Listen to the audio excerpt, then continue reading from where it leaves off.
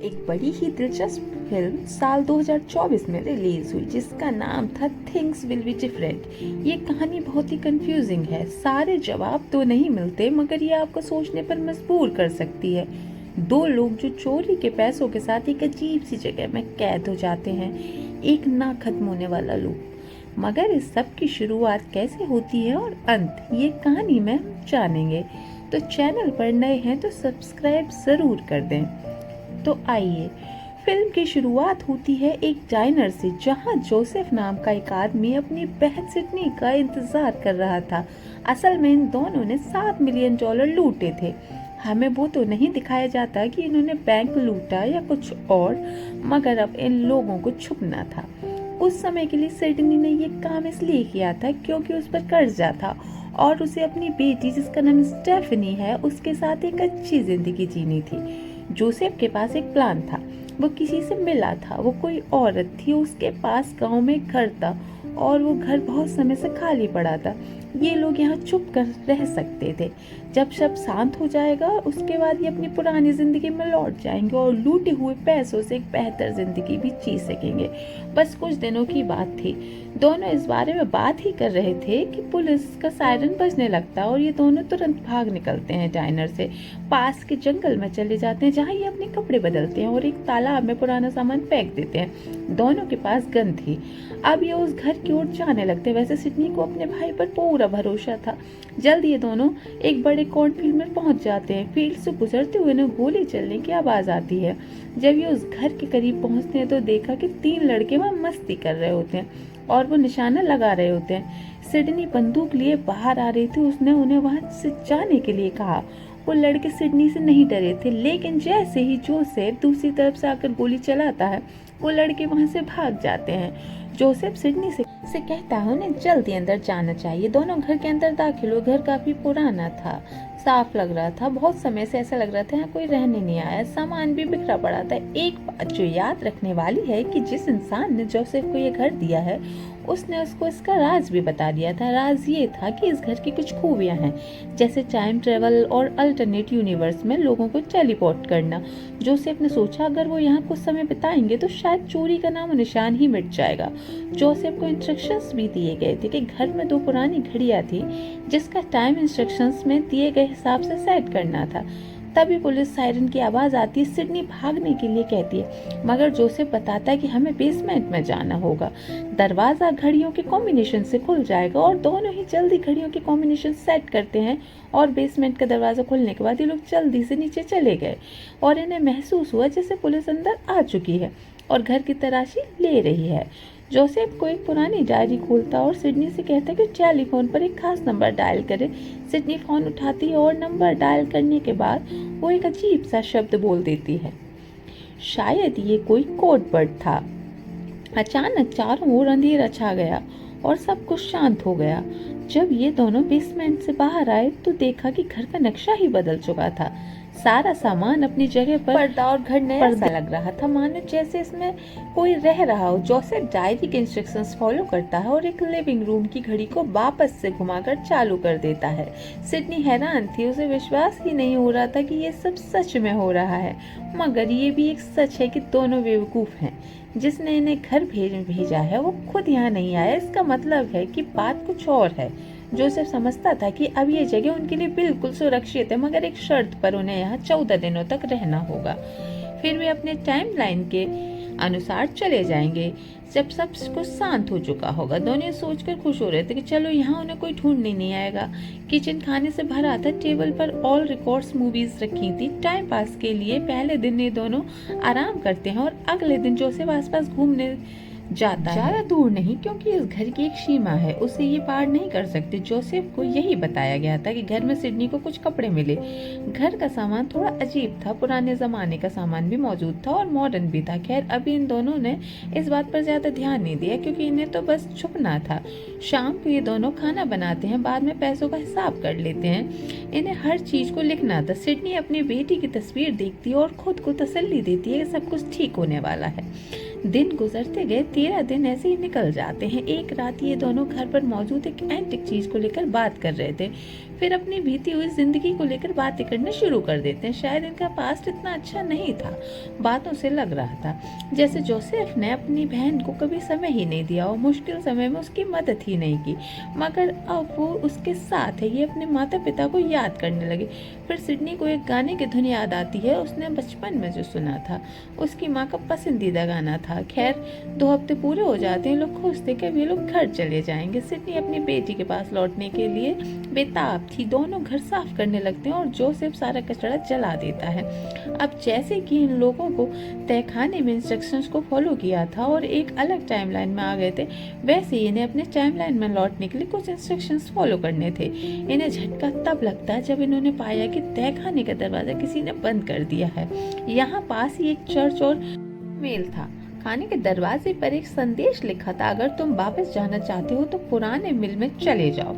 ये देखकर सिडनी घबरा जाती है और बिना सोचे समझे मिल की तरफ भागी। जोसेफ उसके पीछे भागता है और उसे शांत करने की कोशिश करता है। जब ये मिल के अंदर गए तो उन्हें बड़ी हैरानी हुई। वहाँ चर्च का कुछ सेटअप था, मानो जैसे किसी जमाने में धर्म के लिए इस्तेमाल किया हुआ हो। वहाँ एक लाश भी पड़ी थी जो काफी बुरी हालत में थी। लाश एक वुडन स्टैंड के पास थी और उस स्टैंड पर कुछ बातें लिखी गई थी, जैसे तुम एक टाइमलाइन लूप में फंस चुके हो, अगर तुम यहाँ रहने के लिए तैयार हो तो नीचे साइन करो। सिडनी ये सब देखकर घबरा गई। वो डॉक्यूमेंट पर साइन करने से इनकार कर देती और बिना सोचे समझे मिल से भाग जाती है। जैसे कि हमने जिक्र किया था कि इस घर की सीमा है। जैसे ही सिडनी उसे पार करने की कोशिश करती है, खून की उल्टियां करने लगती है। फिर वो बेहोश हो गई। जब उसे होश आया तो जोसेफ उसे अंदर ला चुका था। इससे दोनों समझ गए कि वो इस जगह को छोड़कर नहीं जा सकते हैं। होश में आने के बाद सिडनी गुस्से में आकर बहुत चिल्लाती, क्योंकि एक मुसीबत से निकलकर वो दूसरी में फंस गए थे। ये सच जानकर उसे और भी ज्यादा गुस्सा आया कि जब जोसेफ ने उसे बताया कि असल में जो लाश उन्हें मिली थी वो उसी औरत की थी जिसने उसे एक घर दिया है। दोनों अब समझ चुके थे कि यहाँ का बचने का अब कोई रास्ता नहीं। जोसेफ डॉक्यूमेंट पर साइन कर देता और वैसे ही वो अपना नाम लिखता है तो अचानक वहाँ एक सेफ प्रकट हुआ। जोसेफ अपनी पुरानी डायरी का इस्तेमाल करके सेफ का कोड डालता है। सेफ के अंदर एक टैप रिकॉर्डर और एक छोटी सी नोट थी। नोट में लिखा था, कुछ बोलो और फिर सेफ बंद कर दो, तुम्हारे शब्द एक कनेक्शन बनाएंगे। जोसेफ सेफ खोलता है, हेलो कहता है और फिर उसे बंद कर देता है। 1 मिनट बाद जब वो टेप रिकॉर्डर को चलाता है तो उसे एक अनजान आदमी की आवाज़ सुनाई देती है। वो आवाज़ जोसेफ से कहती है कि तुम्हें यहाँ नहीं होना चाहिए। वो जो कोई भी था इन दोनों के बारे में सब जानता था, पैसे के बारे में, यहाँ से भागने के बारे में। सिडनी उसे बात करने की कोशिश करती है। उसे लग रहा था कि लोग पैसों में अपना शेयर चाहते हैं। सिडनी इसके लिए भी तैयार थी, बस वो यहाँ से निकलना चाहती थी। मगर दूसरी तरफ से जो भी था उसे पैसों में कोई दिलचस्पी नहीं थी। जोसेफ को लगता है कि आवाज़ किसी ऐसे इंसान की है जो भविष्य से है, वो फिर किसी अल्टरनेट यूनिवर्स से है। मगर ये लोग अब पूरे तरीके से फंस चुके थे। सिडनी एक बार फिर सेफ खोलती है। इस बार जब वो बात करती है तो वो आवाज़ कहती है, अगर तुम जिंदा निकलना चाहते हो तो तुम्हें एक इंसान को मारना पड़ेगा। ये सुनकर दोनों चौंक जाते हैं। जोसेफ पूछता है कि किसे? आवाज़ कहती है, एक अनजान व्यक्ति को जो यहाँ आएगा, तुम्हें उसे मारना होगा, उसके सभी सबूत मिटाने होंगे, तभी तुम वापस अपनी दुनिया में जा सकोगे। हम तुम्हें ट्रैक कर पाएंगे। मगर उसे ट्रैक नहीं कर पाए। हम नहीं जानते वो किस समय दाखिल हुआ है। अगर उसे मार दिया तो तुम वापस अपने टाइमलाइन में जा सकोगे, अगर नहीं तो उस टाइमलाइन से तुम्हारा अस्तित्व मिटा दिया जाएगा। ये अनजान व्यक्ति कब हमला करने आएगा हम नहीं कह सकते, मगर एक दिन ये तुम्हें मारने के लिए जरूर आएगा। ये सब जानकर दोनों वापस घर के अंदर आए और ये प्लान बनाते हैं कि अब इन हालात से कैसे लड़ें। दोनों कुछ हथियार आसपास छुपा लेते हैं, क्योंकि पता नहीं वो अनजान व्यक्ति कब और कहाँ हमला करे। ये बारी बारी पहरा देने के लिए तैयार थे। कई महीने गुजर जाते हैं मगर कोई नहीं आता। ये इस जगह से निकल भी नहीं सकते थे। यहाँ बात अच्छी थी कि हर बार का खाना रिन्यू होता रहता था, क्योंकि ये सब एक लूप में था। जैसे अगर फ्रिज खाली हो जाए तो दरवाजा बंद करो और दोबारा तो वो भरा हुआ होता था। अब जिससे इनकी बात हुई, शायद वो लोग इसको कंट्रोल कर रहे थे और यहाँ कोई बड़ा एक्सपेरिमेंट चल रहा था। फिर एक दिन सिडनी इस घर का इतिहास जानने की कोशिश करती है। पुराने डॉक्यूमेंट्स और तस्वीर देखकर ये बताती है कि सारा सामान इकट्ठा किया गया है। ये यहाँ के मालिक का नहीं है, हर चीज अलग अलग समय की है। 1955 के बाद इस घर का कोई मालिक नहीं हुआ। जोसेफ बहुत गुस्सा था क्योंकि उसे लग रहा था कि लैब रैट्स की तरह उन पर प्रयोग किया जा रहा है। काफी समय से उसका किसी से संपर्क नहीं हुआ था। वो हर दिन मिल जाता, टैप रिकॉर्डर से किसी की आवाज सुनने की कोशिश करता, मगर उसे कोई जवाब नहीं मिलता। कुछ महीने बाद जब सिडनी बाहर पहरा दे रही थी तो अनजान व्यक्ति आया। वो दूरबीन से सिडनी को देख रहा था और अब इससे पहले कि सिडनी को शूट करता, जोसेफ चिल्लाता है जिससे सिडनी सावधान हो गई और वो जल्दी से घर की तरफ भागी। उस अनजान व्यक्ति का निशाना चूक गया और इनके बीच लड़ाई हुई और वो अनजान व्यक्ति जोसेफ को घायल करके मिल में ले जाता है। ये कोई बात नहीं करता, ये चाहता था कि जोसेफ उसके लिए बात करे और जो लोग इस जगह को कंट्रोल करते हैं उन्हें बता सके कि उसे एक अनजान आदमी को मार दिया है। जब वो लोग कंफर्मेशन मांगते हैं तो जोसेफ झूठ कह देता है कि घोड़ा बहुत था, मैं उसकी लाश ढूंढ नहीं पाया, मगर वो लोग समझते थे। उस समय सिडनी घर पर ही थी। एक सेब वहां भी प्रकट हुआ और उन लोगों ने सिडनी से संपर्क किया और बता दिया कि हम नहीं जानते वो कौन है, मगर ना तो वो तुम हो ना जोसेफ है, मतलब इनका कोई फ्यूचर वर्जन नहीं है, ना ही इनके माता पिता में से कोई।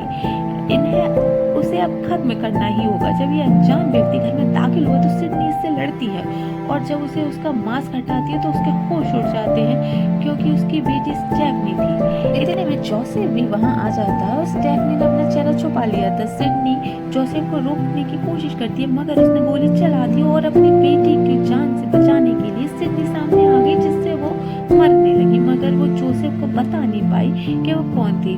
मौका पाकर स्टेफनी वहां से निकल गई। अब अपनी बहन की मौत पर जोसेफ बहुत दुखी होता है। बाद में उस लाश को दफना दिया और वो लोगों से संपर्क करता है और विनती करता है कि वो उसे समय में वापस भेजे ताकि वो अपनी गलती सुधार सके, एक आखिरी मौका दे उसे।